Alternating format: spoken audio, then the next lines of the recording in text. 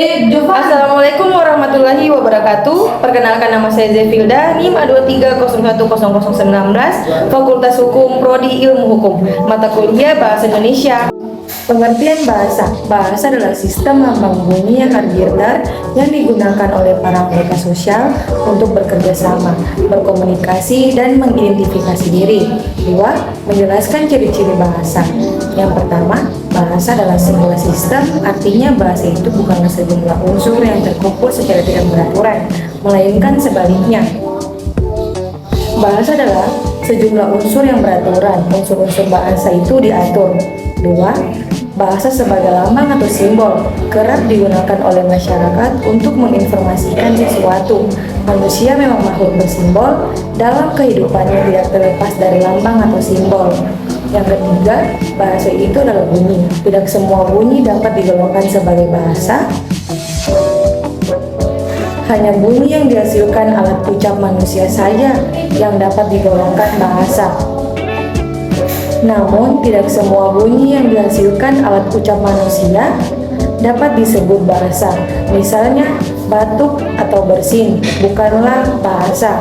Yang keempat, bahasa adalah sistem lambang yang berbentuk bunyi atau bunyi lidah. Apakah yang dilambangkan berwujud bunyi tersebut? Jawabannya adalah yang dilambangkan merupakan suatu pengertian, konsep, ide, atau gagasan. Yang kelima, bahasa itu konvensional. Konvensi adalah kesepakatan atau perjanjian. Bahasa bersifat konvensional, artinya penggunaan lambang bunyi untuk suatu konsep tertentu berdasarkan kesepakatan antara masyarakat pemakai bahasa. Yang ketujuh, bahasa itu produktif sebagai sistem dari unsur-unsur yang jumlahnya terbatas dapat dipakai secara tidak terbatas oleh pemakainya. Yang kedelapan, bahasa untuk mengidentifikasikan diri. Orang Melayu mengenal pepatah, bahasa menunjukkan bangsa. Bahasa merupakan ciri pembeda yang paling menonjol di antara ciri budaya. Oleh karena itu, dengan bahasa tiap kelompok sosial merasa diri sebagai satu kesatuan yang berbeda dengan kelompok lain. 3. Menjelaskan ciri-ciri bahasa manusia. Yang pertama, 1. Bahasa manusia memiliki sistem terpisah namun saling terikat, baik pada tata bunyi, tata bahasa, maupun isyarat. Bahasa Indonesia memiliki hampir 30 fenon.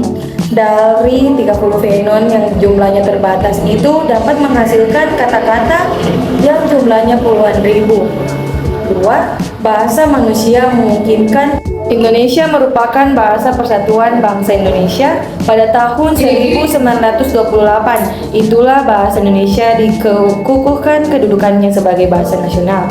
8. Bagaimana sikap bahasa kita menghadapi era globalisasi di tengah arus globalisasi yang semakin mengilas bangsa Indonesia. Bahasa Indonesia masih menjadi alat perhubungan antara daerah dan antar budaya yang handal.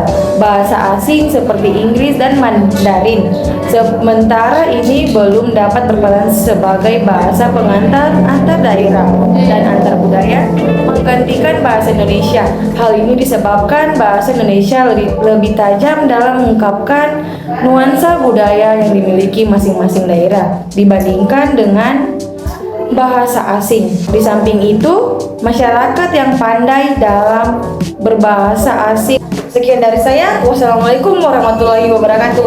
Bye bye.